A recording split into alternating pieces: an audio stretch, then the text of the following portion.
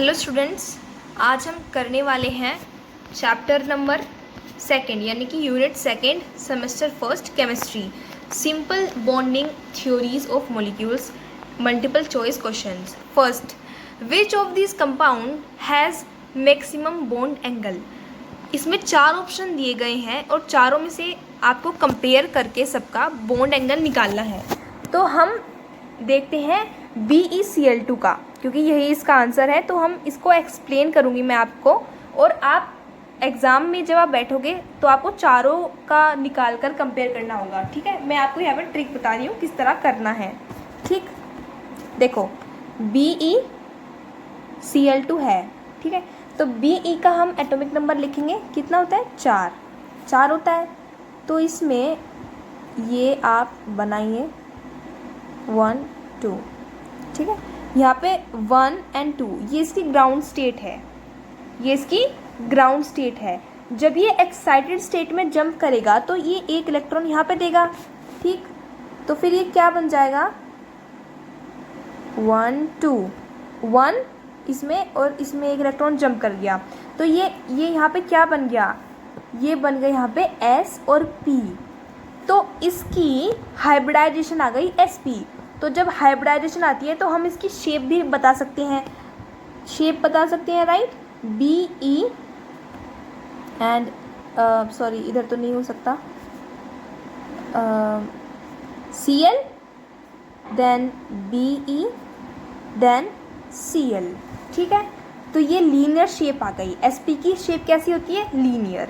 Then इसका bond angle क्या होगा, 180 डिग्री।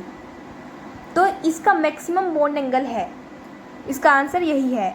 इसी तरह जैसे मैंने आपको बताया ये पूरा, इसी तरह आपको H2O, NH3, BF3 इन सब का निकालना है, देन कंपेयर करना है, ठीक है। क्लियर हो गया आपको ये। देन सेकेंड MCQ के और हम बढ़ते हैं। Which of the following compound show sp2 hybridisation. देखो हाइब्रिडाइजेशन की बहुत सुंदर ट्रिक है, ठीक है, मैं आपको वो बता देती हूँ। तो हम निकालेंगे BF3 का, ठीक है, BF3। देखो ये बोरोन है, बोरोन 5 एटॉमिक नंबर है इसका, ठीक है। बोरोन ने फ्लोरीन के साथ 3 बॉन्ड बनाए हुए हैं, तो यहाँ पे 3 लिख दो, ठीक है। प्लस बोरोन के वैलेंस शेल इलेक्ट्रॉन में कितने इलेक्ट्रॉन होते हैं, 3, और 3 तो इसने बॉन्ड ही बना रखे हैं। तो मतलब टोटल इसने कुछ बचा नहीं है, इसने जितना है उतना ही लगा रखा है, मतलब है ना। तो यहाँ पे 0, तो कितना आया, 3। तो इसका हाइब्रिडाइजेशन क्या होगा, S और P2, ठीक है, 2 और 1 3 बन गया, ये sp2 इसका हाइब्रिडाइजेशन हो गया। इसी तरह आपको सब के हाइब्रिडाइजेशन निकालने हैं और कंपेयर करना है कि कौन सा sp2 आया, कौन सा sp3 आया। बहुत इजी स्टेप है ये। अच्छा, which one is the most strong, single, double, triple या हाइड्रोजन बॉन्ड। तो सबसे मोस्ट स्ट्रॉन्ग होगा इसमें ट्रिपल बॉन्ड, ठीक है।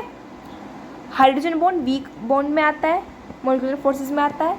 Single bond, double bond, triple bond में से triple bond most strong bond होता है, ठीक है। चलो आगे। According to VSCPR theory, the most probable shapes of the molecule having 4 electron pair in the outer shell of central atom is, जिसके ऊपर 4 इलेक्ट्रॉन पेयर होते हैं उसकी शेप कैसी होगी, टेट्राहेड्रल। उसकी शेप कैसी होगी, टेट्राहेड्रल। तो फोर्थ ऑप्शन क्या होगा, बी, ठीक। The structure of ClF3 is, अब हमें ClF3 का स्ट्रक्चर निकालना है। तो सबसे पहले तो हमें इसका हाइब्रिडाइजेशन निकालना होगा। तो ट्रिक क्या है इसकी, जो हमने आपको बताई थी, ClF3। तो ClF3 का किस प्रकार निकालेंगे हम, इसमें इलेक्ट्रॉन पेयर जो शेयर हुए हैं वो कितने हैं, 3, ठीक है। प्लस अब क्लोरीन 7 होगा, अब 7 में से 3 चलेगा, कितना बचेगा, बोलो, 7 में से 3 गया, बचा कितना, 4। अब 4 इलेक्ट्रॉन हैं, तो 4 इलेक्ट्रॉन का 2 इलेक्ट्रॉन पेयर बनेगा। तो यहाँ पे 2 प्लस कर दो, 2 प्लस कर दिया, तो यहाँ पे 2 प्लस कर दिया, तो यहाँ पे कितना आया, 3 और 2 5। तो 5 का हम लोग क्या लिख सकते हैं, रुको, 5 को हम क्या लिखेंगे, SP 3D, ये होगा 3 4 5 है ना, 3 और 4 और 5 हो गया ये sp3d। बाकी हमें ये निकालने की ज़रूरत नहीं है, हमें लोन पेयर निकालने से मतलब था। लोन पेयर आ गए हमारे 2, ठीक है, लोन पेयर हमारे आगे 2। तो अब हम इसका स्ट्रक्चर बना सकते हैं। किस प्रकार बनाएंगे हम इसका स्ट्रक्चर? ये देखो, इसका स्ट्रक्चर 3 पॉसिबल वेज से हम इसे बना सकते हैं। एक बार हम इसे बना के दिखा देते हैं। Cl, ठीक है, ये आ गया F फ्लोरीन, पहले फ्लोरीन लगाएंगे ना, ये आ गया F और ये आ गया F, ठीक है। अब इसको जोड़ दो पहले, थोड़ा थोड़ा थोड़ा ऐसे, ये जोड़ दो, जुड़ गया। अब यहाँ पे लगेंगे तुम्हारे लोन पेयर, ये लगेंगे लोन पेयर, ये लोन पेयर, ये आपकी स्ट्रक्चर बन गई। तो इसकी ये वाली स्ट्रक्चर जो होती है, ये कौन सी स्ट्रक्चर है? टी शेप्ड या फिर इसको दूसरा नाम भी तो होता है इसका, टी शेप का दूसरा नाम बोलो। इस स्ट्रक्चर का जो दूसरा नाम होगा, यानी कि D option, trigonal bi pyramidal, इसको हम कहेंगे। 3 तरीके से बना सकते हैं हम इन लोन पेयर को। हम यहाँ पे लगा सकते हैं, फ्लोरीन को हम यहाँ पे लगा सकते हैं, है ना।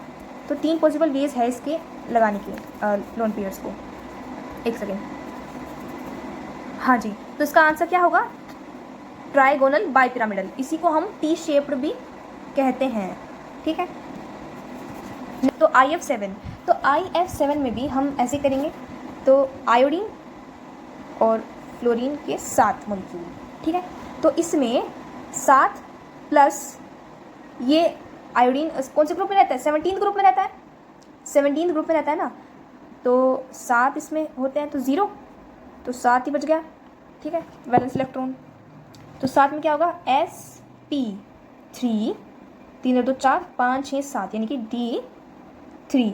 हमें मतलब यहाँ कहाँ से है? हमें मतलब यहाँ पे लोन पेयर से है, और लोन पेयर इसमें है नहीं, एक भी इसमें लोन पेयर नहीं है, 0 लोन पेयर है। तो हम इसकी स्ट्रक्चर बना सकते हैं। अब स्ट्रक्चर हम इसकी बना सकते हैं। sp3b3 की स्ट्रक्चर कैसे बनती है अब हम ये देखेंगे, ठीक है। अब इसकी स्ट्रक्चर बनाएंगे। देखो यहाँ पे I बनाया हमने, ठीक, ये बनाया F, ये बनाया F, और ये बनाया हमने F, ठीक, ये बनाया F और ये बनाया F। 1 2 3 4 5 बन गए। अब ऊपर ले जाएंगे, ये बनाया F, ठीक है, 1 2, कितने बन गए? 1 2 3 4 5 6 7। अब ये हो गई इसकी स्ट्रक्चर, ये इस तरह इससे जुड़ा रहेगा। तो ये जो स्ट्रक्चर बनी, ये इसका नाम क्या होता है? Pentagonal bi pyramidal. Pentagonal bi pyramidal इसका आंसर होगा। जो ये शेप है इसको क्या कहते हैं? Pentagonal bi pyramidal. Next question 7th, the pair of species having identical shapes for molecules of both species is. तो इसका आंसर क्या होगा? XeF2 और CO2 इसका आंसर होगा। आप लोग इन दोनों को बना के देखेंगे, ठीक है, ये आप करोगे। Next, in XeF2, XeF4, XeF6 the number of lone pair of Xe respectively. तो नंबर ऑफ लोन पेयर निकालने हैं, तो बहुत ईजी है। देखो XeF2, तो इसमें 2 प्लस 8 होते हैं इसमें। अब आधा ही करना पड़ेगा, मतलब बस प्रोसेस जो हम कर रहे थे हाइब्रिडाइजेशन निकालने का, तो 8 होते हैं। तो 8 में से 2 तो चले ही गए, कितने बच गए? 6 बच गए। तो 6 में 3 पेयर होते हैं कि नहीं? 3 इलेक्ट्रॉन पेयर होते हैं ना, तो 3 आ गया, लोन पेयर 3 आ गए, मतलब बस यहाँ तक करना है। तो XeF2 में कितना हो गया? 3 आ गया। अब इसको लिख लो, ठीक है, 3 आ गया। अब XeF कौन सा है? 4, F4, इसमें क्या होगा? 4 प्लस, अच्छा 8 होते हैं इसमें इलेक्ट्रॉन, 4 चले गए, तो कितने बच गए? 4 बच गए। अब 4 में कितने इलेक्ट्रॉन पेयर होते हैं? 2 होते हैं, तो 2 इलेक्ट्रॉन पेयर आ गए इसमें, 2 इलेक्ट्रॉन पेयर। तो यहाँ लिख दो 2, ठीक है। अब XeF6, इसमें क्या होगा? अब 8 में से माइनस करो 6, तो कितना बचेगा? दो बचेगा। अब दो का कितना लोन पेयर होता है, एक होता है, दो इलेक्ट्रॉन होगा ना, ये इलेक्ट्रॉन्स है, और पेयर होता है दो का एक, तो एक बन गया। तो 3 to 1 का आंसर हो गया। 3 to 1 ऑप्शन में हम छाटेंगे, कौन सा ऑप्शन है, लास्ट डी ऑप्शन है। तो लोन पेयर निकालना इजी हो गया, समझ आ गया होगा आपको, 3 to 1 का आंसर हो गया। अब विच of the following molecule is non directional. Non directional का मतलब क्या होता है, देखो, molecule in which atoms are bonded covalently have definite shapes, वो तो होगा क्या, यूनी डायरेक्शनल या डायरेक्शनल। और नॉन डायरेक्शनल होता है ionic bond is non directional because charge is uniform in all directions. समझ में आ रही है, जहाँ नॉन डायरेक्शनल लिखा होगा यानी कि यहाँ पे आयनिक बॉन्ड प्रेजेंट है, और आयनिक बॉन्ड में चार्ज जो होता है वो यूनिफॉर्म होता है, सारी दिशाओं में यूनिफॉर्म होगा, मतलब एक साथ बराबर होगा, ठीक है। तो इसका आंसर क्या होगा, आयनिक सॉलिड, देखो अब CsCl, CsCl है जो कि आयनिक है, तो नॉन डायरेक्शनल का मतलब आयनिक होगा, आयनिक बॉन्ड, तो CsCl के अंदर आयनिक बॉन्ड प्रेजेंट है, ठीक है। Next question, paramagnetism is not shown by, कौन शो नहीं करता पैरामैग्नेटिज्म। देखो इसकी भी बहुत अच्छी ट्रिक है, पैरामैग्नेटिक और डायमैग्नेटिक की। पैरामैग्नेटिक और डायमैग्नेटिक, देखो जो सम ऑफ इलेक्ट्रॉन्स है, जो सम ऑफ इलेक्ट्रॉन्स, अगर वो इवन आ रहा है, अगर वो इवन आ रहा है, इवन का क्या मतलब है, 2 4 6 10 है ना, अगर वो इवन आ रहा है तो क्या होना चाहिए था, इवन में क्या होना चाहिए, डायामैग्नेटिक, डायामैग्नेटिक, ठीक है, इवन है तो डायामैग्नेटिक। और अगर ओड है यानी कि 1 3 7 9 ये है तो क्या होगा, पैरामैग्नेटिक, पैरामैग्नेटिक, ये हो गया, ठीक है। अब हम कर सकते हैं इजीली, ये ट्रिक है, अब आपको इजीली समझ में आ जाएगा। देखो इसका जो आंसर होगा वो क्या होगा, इसका आंसर बताओ, 10th का आंसर क्या होगा, डी ऑप्शन। डी ऑप्शन क्या है, O2 2 नेगेटिव, अच्छा O2 2 नेगेटिव है इसका आंसर, O2 2 नेगेटिव। कैसे, अब हम कैसे पता करेंगे कि ये इसमें इतना है इसमें इतना है, देखो जो ऑक्सीजन है वो कितना 8 होता है, इसका इलेक्ट्रॉन कितना होता है, एटॉमिक नंबर बताओ, hydrogen helium lithium beryllium boron carbon nitrogen oxygen, तो 8वें नंबर पे आ रहा है, 8 इलेक्ट्रॉन एटॉमिक नंबर हो गया इसका, तो 8 और 8 16। अब 16 प्लस कर, क्योंकि दो नेगेटिव है यानी कि लिए हैं इसने, अब 2 प्लस करेंगे तो कितना हो जाएगा, 18 हो जाएगा, तो 18 आ गया। अब 18 क्या है, इवन है या ओड है, बोलो, इवन है या ओड है, इवन है, तो डायामैग्नेटिक होगा ये क्या होगा, डायामैग्नेटिक। इवन का क्या होना था, डायामैग्नेटिक। इवन का जो इवन है उसमें डायामैग्नेटिक होना था, ठीक है। और इसमें कहा है कि पैरामैग्नेटिज्म कौन शो नहीं कर रहा, तो भाई जो डायामैग्नेटिक होगा वो शो नहीं कर रहा है ना, तो O2 2 नेगेटिव डायामैग्नेटिक है जो कि पैरामैग्नेटिज्म शो नहीं कर रहा। और एक बात और सुनो, बहुत ज़्यादा ज़रूरी है, ठीक है, इसके जो ये ट्रिक है इसके ना तो बस 2 एक्सेप्शन है, क्या, एक तो B2 और एक है O2, ठीक है। देखो B2 में B क्या है, बोरोन है, यानी कि 5, एटॉमिक नंबर क्या है, hydrogen helium lithium beryllium boron, 5 5 और 5 10 इलेक्ट्रॉन हो गई इसके, भाई 10 इलेक्ट्रॉन हुए यानी कि इवन हुआ, तो भाई डायमैग्नेटिक होना चाहिए था, है ना, डायामैग्नेटिक होना चाहिए था, बट है ये पैरामैग्नेटिक। क्या है ये, पैरामैग्नेटिक है, ठीक है। और एक है O2, अब इसको इरेज करो, B2 को इरेज कर दो, अब आ गया O2। अब O2 क्या है, 8 और 8 16, ये क्या है बताओ, इवन है, क्या आना चाहिए था, डायामैग्नेटिक, बट आता क्या है, पैरामैग्नेटिक, और आता क्या है, पैरामैग्नेटिक। तो ये 2 ही एक्सेप्शन है इस ट्रिक के, B2 और O2। तो इसमें हम ऑप्शंस में देख सकते हैं O2 भी प्रेजेंट है, तो O2 प्रेजेंट है, जब आप निकालोगे कि भाई ये तो 2 आ रहे हैं ऑप्शन, है ना, अगर आप सीधे स्वभाव से निकालोगे इस ट्रिक से तो 2 ऑप्शन आ रहे हैं, तो आप सोचोगे कि भाई ये भी पैरामैग्नेटिक है, नहीं, ये भी डायमैग्नेटिक है और ये भी डायमैग्नेटिक है, क्या लगाएं? तो याद रखना कि O2 जो होगा वो पैरामैग्नेटिक होगा, ये एक्सेप्शन है, ठीक है, B2 और O2, तो याद रखिएगा। आई होप कि आपको समझ आ रहा हो, ठीक।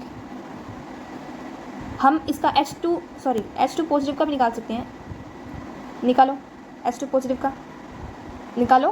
हाइड्रोजन एक दे दिया, यानी कि एक ही है इसमें, अब दे दिया ना एक, तो एक ही है इसमें, तो एक क्या है बोलो? पैरामैग्नेटिक। एक क्या होगा? पैरामैग्नेटिक। और इसी तरह हम O2 नेगेटिव का भी निकाल सकते हैं, ये देखो O2 नेगेटिव। अब 8 और 8 16, 16 प्लस 1 कितना हो गया? 17, और 17 क्या होता है? ओड नंबर है 17, और क्या होगा? पैरामैग्नेटिक हो जाएगा, ठीक है। तो ये थ्योरी, ये ट्रिक आप यूज़ करिएगा पैरामैग्नेटिक और डायमैग्नेटिक को निकालने के लिए। नेक्स्ट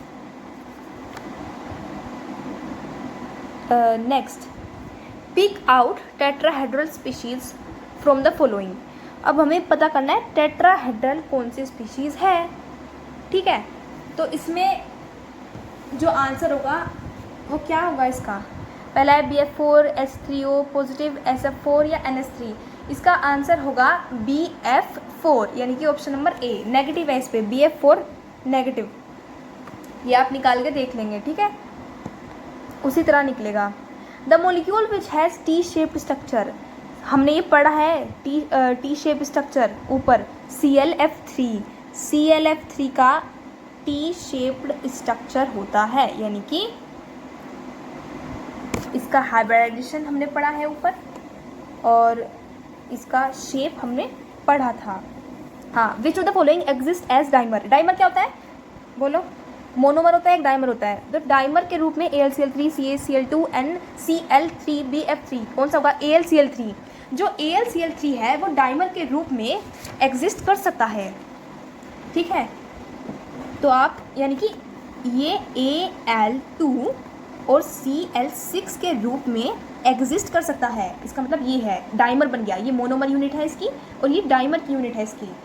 तो एल्यूमिनियम क्लोराइड, एल्यूमिनियम ट्राइक्लोराइड कह लो, AlCl3, ठीक है। तो ये एग्जिस्ट कर सकता है डाइमर के रूप में। तो कहाँ थे हम? SO2 की हम बात कर रहे थे, ठीक है। तो हम इसी तरह निकाल लेंगे, इसका हाइब्रिडाइजेशन आ जाएगा sp3d, ठीक है। और हाँ, ये बात याद रखना, शायद मैंने आपको बताई नहीं है, कि जो ऑक्सीजन होता है, जो क्या होएगा ऑक्सीजन, वो O2 जो होता है वो डबल बॉन्ड बनाता है, मतलब डबल बॉन्ड, इस तरह डबल बॉन्ड बनाता है, जैसे X ही है एग्जांपल। तो ये मतलब दो साथ में ले रहा है, डबल बॉन्ड बना रहा है।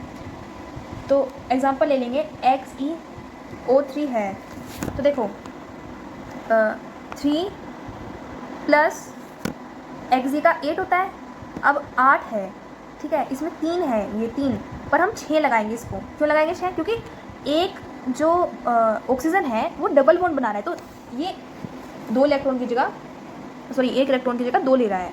तो भाई 3 है, तो 3 और 3 6 हो गए, तो माइनस करेंगे 6, कितने बचेंगे? 2, तो क्या बचा फिर? 1, ठीक है। तो ये कितना आ गया? 4। अब 4 का Xe उसका देख लो आप, sp3। तो ये XeO3 का बताया मैंने एग्जाम्पल के तौर पे कि ऑक्सीजन डबल बॉन्ड बनाता है। तो ये याद रखना जब आप करोगे, जो डाउट होंगे वो पूछ लेना। विच of the following has maximum bond order, इसमें भी हमें बॉन्ड ऑर्डर निकालना है। इसका हम लोग इसका आंसर होगा N2। आप लोग सबके निकालिएगा, ठीक है, फिर बताइएगा इसका आंसर क्या आया। Which has fractional bond angle, fractional bond angle किसका है यहाँ पे? इसका है आंसर H2 नेगेटिव।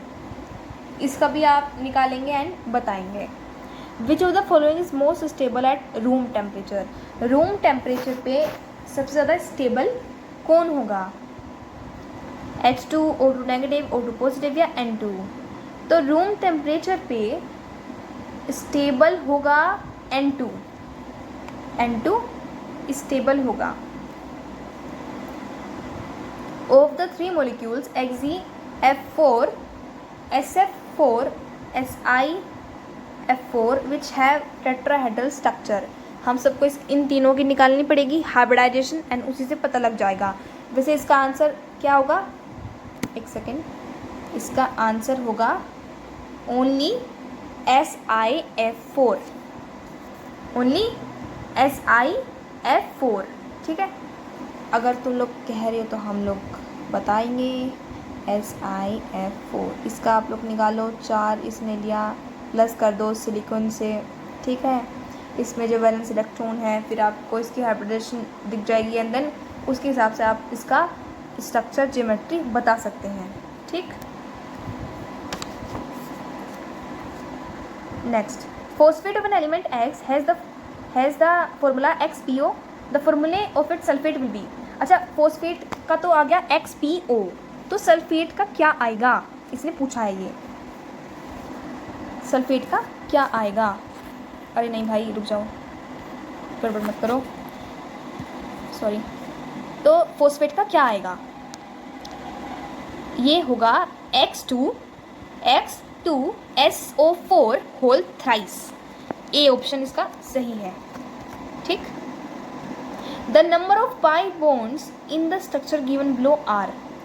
देखो ये कह रहा है, बहुत अच्छा क्वेश्चन है ये, काफ़ी और पूछ भी लिया जाता है 21st, ठीक है।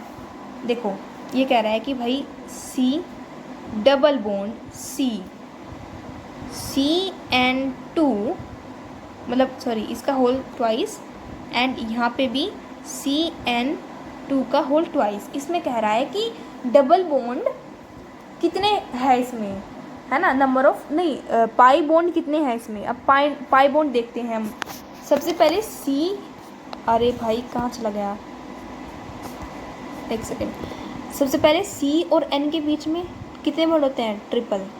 अच्छा, एक तो सिग्मा होगा और 2 होंगे पाई, ठीक है। तो 2 तो यहाँ से आ गया, और इसके CN जो है इसके होल ट्वाइस है, तो 2 और 2 4 यहाँ से हो गई, और एक CN का होल ट्वाइस किधर है, इधर है, तो 4 यहाँ से हो गई, 8 तो यहाँ से हो गए, और एक ये रहा, ठीक है। एक सिग्मा बॉन्ड है और एक पाई बॉन्ड है, तो 4 + 1 + 4 कितने हो गए, 4 4 8 और 1 9, तो 9 इसका आंसर होगा। आ गया आपको समझ में, आई होप आपको समझ में आ रहा है जो मैं समझा रही हूँ आपको।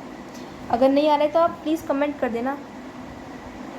अच्छा, नेक्स्ट क्वेश्चन में चलते हैं। In H2SO4 molecule sulphur is hybridised as. अब हमें सल्फर की हाइब्रिडाइजेशन निकालनी है इसमें, तो आप निकाल लोगे, बहुत सारे क्वेश्चंस मैंने आपको बता दिए हैं। sp3 इसकी आंसर होगा। Next, which of the following has a bond order of 2.5। 2.5 का बॉन्ड ऑर्डर किसका आएगा, O2 पॉजिटिव का आएगा, ठीक है, B option. Now 24th question, the shape of XeOF2 is. इसकी शेप कौन सी होगी, टी शेप, ठीक है। नेक्स्ट क्वेश्चन, अब आ गया one word. The head on overlap of atomic orbitals from sigma bond while sideways overlap from pi bond. तो यहाँ पे सिग्मा आ गया, यहाँ पे पाई बॉन्ड आ गया, ठीक है। The hybridisation of C in acetylene is. इसमें sp होगा, एसिटिलीन में आप बना के देखेंगे, ठीक है। MO2 के मोलिकुलर ऑर्बिटल थ्योरी के अनुसार जो O2 है वो क्या होगा, हमने पढ़ा था पैरामैग्नेटिक होगा, एक्सेप्शन में पढ़ा था ना, ये याद रखना, ठीक है। पैरामैग्नेटिक होगा ये। विद बॉन्ड ऑर्डर कितना होगा इसका, 2 इसका बॉन्ड ऑर्डर होगा। According to VSEPR theory NH3 has, shape कौन सी है NH3 की, बताओ, पिरामिडल।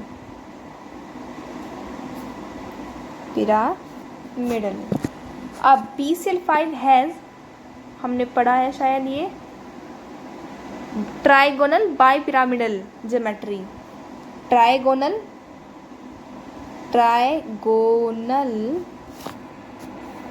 बाई पिरामिडल, ठीक है। इसका हाइब्रिडाइजेशन कितना होगा, sp3d। Taking Z as internuclear axis when 2p atom orbitals overlap, the molecular orbital formed R। बोलो, एनर्जी ऑर्बिटल बताना है, मतलब सिंपली 2π पाई 2px, ठीक है, एंड पाई स्टार 2py, ये इसका आंसर होगा। आई होप आपको ये वीडियो समझ आई हो, ठीक। Thank you and please subscribe to my channel.